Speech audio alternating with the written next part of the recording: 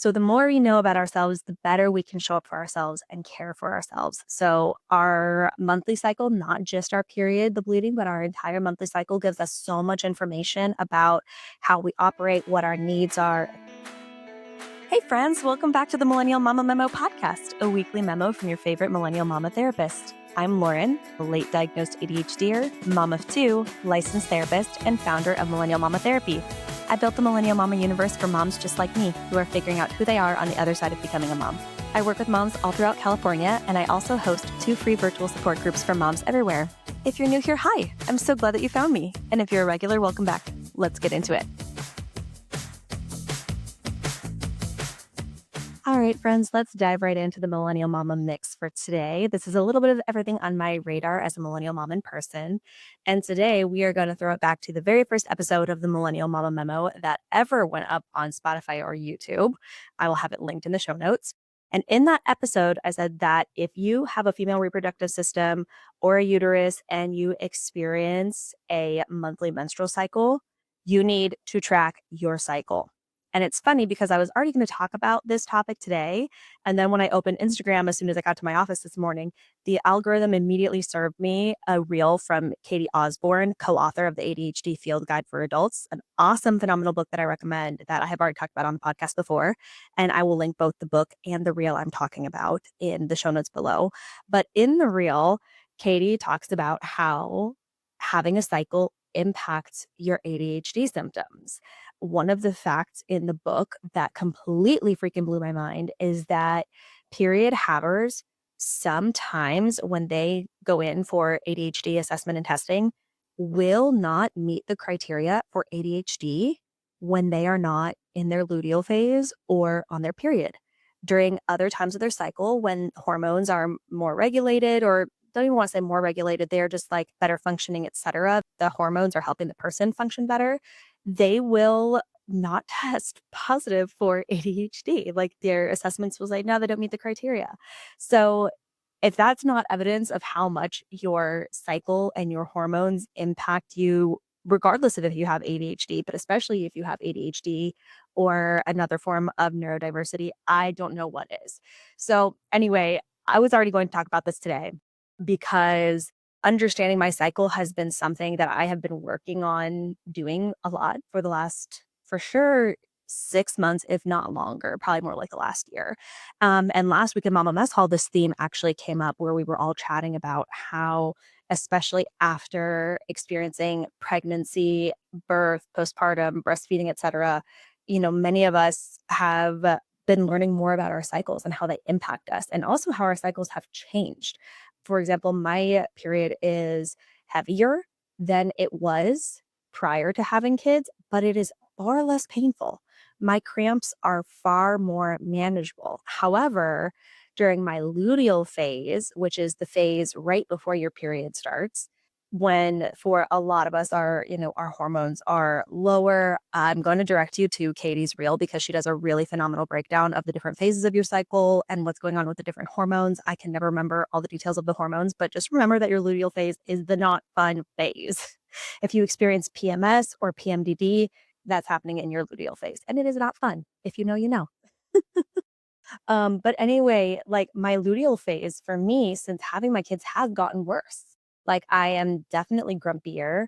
I am definitely more emotionally sensitive. And then on top of that, physically, like my body is more sore. I have so much more fatigue. I'm tired. I just sometimes feel sick. Like, oh, I just am low energy. But what's so interesting is that as soon as my period starts, I immediately start to feel better. And I actually, today is Monday.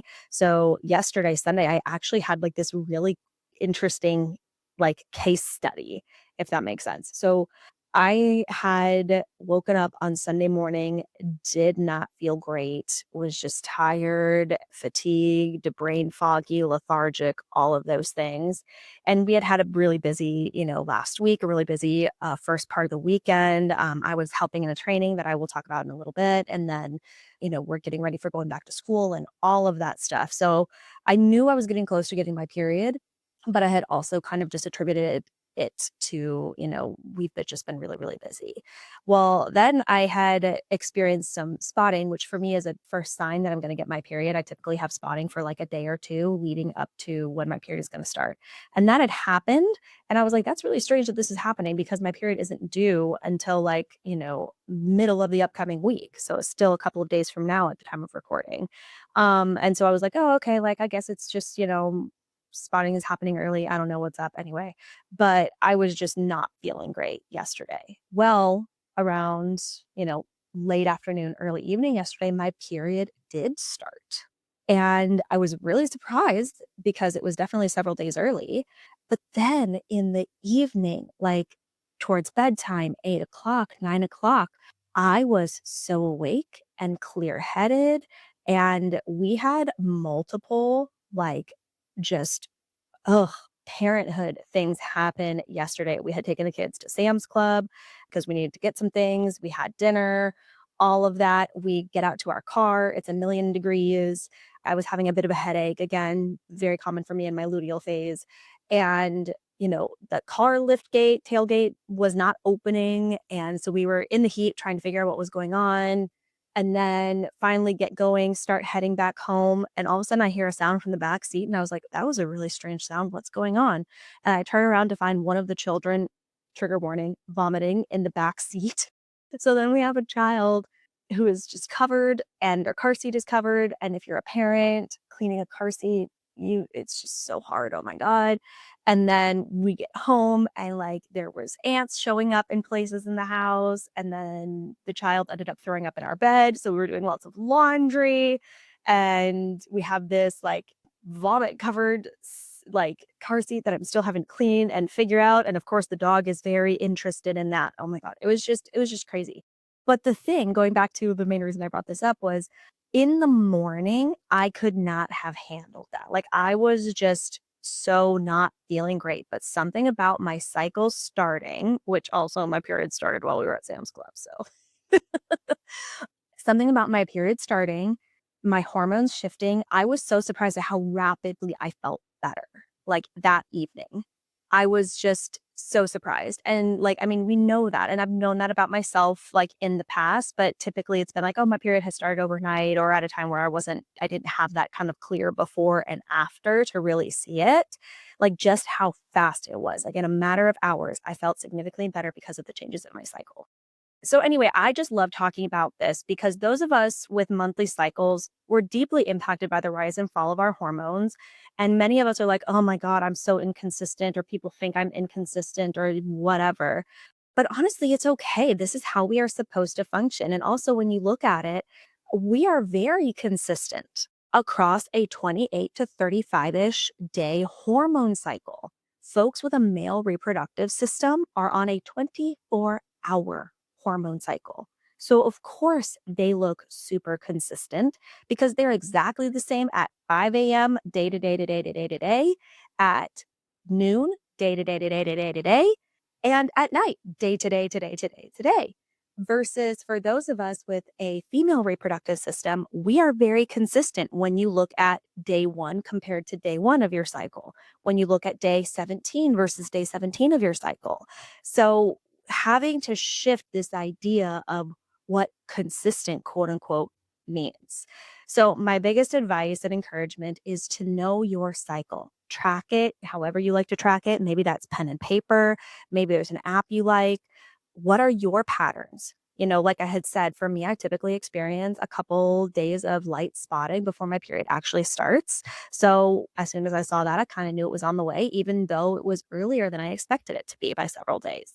Also, when you track your cycle, you get to explore how your cycle and symptoms have changed since experiencing pregnancy, birth, breastfeeding. Like I already mentioned, many of us experience changes to our cycle after having babies. And I also am going to link to my friend Brittany's awesome reel where she talks about post weaning depression and how the hormone changes after weaning off of breastfeeding do create depression symptoms. The other thing too is many of us are approaching perimenopause and menopause. There's a lot of reasons why people are experiencing perimenopause earlier and earlier, but neurodiverse folks, there's research showing that we experience menopause a good 5 years earlier than folks who don't have ADHD or neurodiversity. So that's putting us closer to 35 and starting menopause. So, anyway, track your cycle, know your cycle. Also, public service announcement. You still have a monthly hormonal slash menstrual cycle, even if you are breastfeeding, because your cycle is still happening in the background, even if you haven't gotten your period back or you're not bleeding monthly. I know that there is some information out there about, breastfeeding as a form of contraception or birth control. However, in order for that to work, you have to be like constantly exclusively putting baby to breast every handful of hours, like day and night. There are really specific circumstances under which that is true. And I think by and large, most breastfeeding parents out there are not doing that. Not, and again, no judgment on that at all. It's just, we're doing a blend of things. We are pumping, we are nursing at the breast, we are bottle feeding, we are incorporating formula, what have you. So unless you are like baby to breast every 2-ish hours, assume that you have a cycle going on in the background. So pay attention for those sorts of things, okay? And again, make sure that you have another plan for birth control in place because breastfeeding is not a reliable form of birth control. Also, if you are on birth control, depending on the type of birth control, you also still have a cycle, even if you don't have a period. Some of them just suppress ovulation. Some types just make a inhospitable environment for implantation and things like that. So do your own research and make sure to pay attention to your cycle, even if you're on birth control. You also still have a cycle, even if you have had a hysterectomy, unless it was a hysterectomy with an oophorectomy, which is removal of the ovaries as well as the uterus, or a radical hysterectomy, which radical hysterectomies, to my understanding, are pretty much only done as a form of cancer treatment. Your cycle is controlled by your ovaries. So if you've still got ovaries and have not gone through menopause, you still experience a cycle, even if you don't experience bleeding. So definitely track your cycle. And if you do not have bleeding or you do not have a uterus any longer, but you still have your ovaries, a great way to track your cycle is by checking your basal body temperature. You can use something like the Aura Ring, which also connects with natural cycles to track your cycle, not sponsored. I want to give a shout out to the Birth Trauma Mama, Kaylee Summers, LCSW, and PMHC, who I learned this tip about tracking your cycle, even if you've had a hysterectomy or no longer experience bleeding. She talks a lot about this on her page. She is really open about her story of surviving an amniotic fluid embolism at the time of birth. She and her son both survived, thank goodness. And she did have to have a hysterectomy at the time of birth, unfortunately, due to the amniotic fluid embolism. And so she now uses other methods to track her cycle because she still experiences a cycle, even though she no longer has a uterus. So the more we know about ourselves, the better we can show up for ourselves and care for ourselves. So our monthly cycle, not just our period, the bleeding, but our entire monthly cycle gives us so much information about how we operate, what our needs are, etc. Okay, moving on to the favorites folder, which is good stuff I can't stop talking about that you should know about. And today I want to talk a little bit about stimming. So I've learned since learning that I have ADHD that I stim a lot and that a lot of my stims are sensory seeking related to my hands. I have learned that I have this kind of like, for lack of a better word, like this craving or this sensory input need for pain, pressure, etc., related to my hands. I really love hand massages. I've also been a chronic nail biter my entire life, despite how much my parents tried to stop me and help me stop, or despite how embarrassed and ashamed I have felt about it throughout my entire life.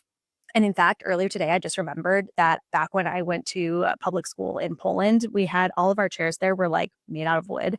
And I used to sit on my hands because I really liked how the pressure and weight of like sitting on my hands with like, specifically like palm up with the backs of my hands resting on the wooden chair. I really liked how that pressure and weight of pressing my hands against this wooden chair felt.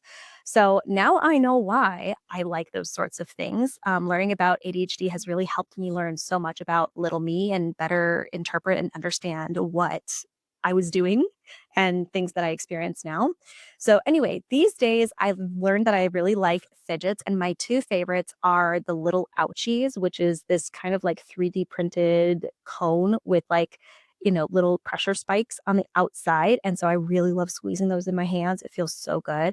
And I also really like the spiky acupressure rings. You can put them on your finger and roll it up and down. And oh my God, it feels so good. When I use those, that fulfills the like sensory input need that nail biting had fulfilled for me.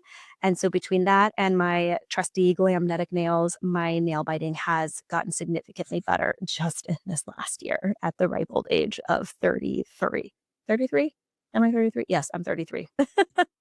All right, moving on to Pink Couch Post-its, which are updates, hot takes, and things worth knowing from the Millennial Mama universe. And I'm excited to share that I have officially been trained in accelerated resolution therapy for a year, and I have now done over 100 sessions. I don't know how many sessions of ART I've done, but I would assume over 100. I had hit 30 between August and November of last year. Like I was determined to get into this thing, get used to it, bring this change, this life-changing technique to my clients, and I still love it.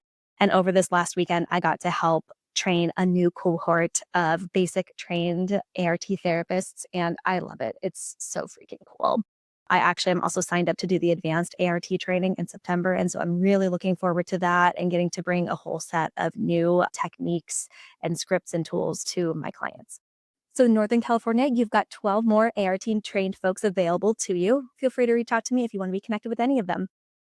And moving on to one last thing, which is all the ways that you can join the Millennial Mama universe. You can subscribe to In Case You Missed the Memo, which is my weekly newsletter, as well as the Millennial Mama Memo podcast if you're not already subscribed. You might also join a support group. I've got two, Mama Mess Hall, which is non-clinical and meets weekly, and the Break Room, which is non-clinical and it's for space holder moms. So moms who are also space holders, providers, medical professionals in some way. And that group meets monthly. You can also grab a match list if you're interested. This is a 30-minute non-clinical call where I learn what you need, and then I develop a personalized list of local supports, services, and resources tailored to you and your needs. This is not limited to California, so if you're out of state, I've got you covered. Now, if you are in California and you're ready to do something about the things you've been carrying, it's time for an ART intensive. These are 4 appointments over 4 to 6 weeks with a defined goal and treatment endpoint. I've got 3 slots open in August, so book your consultation call today and let's get you on the books. All right, friends, that's your Millennial Mama memo for the week. Head to the link in my bio to subscribe to my newsletter in case you missed the memo so you never miss a memo, and I'll see you next week.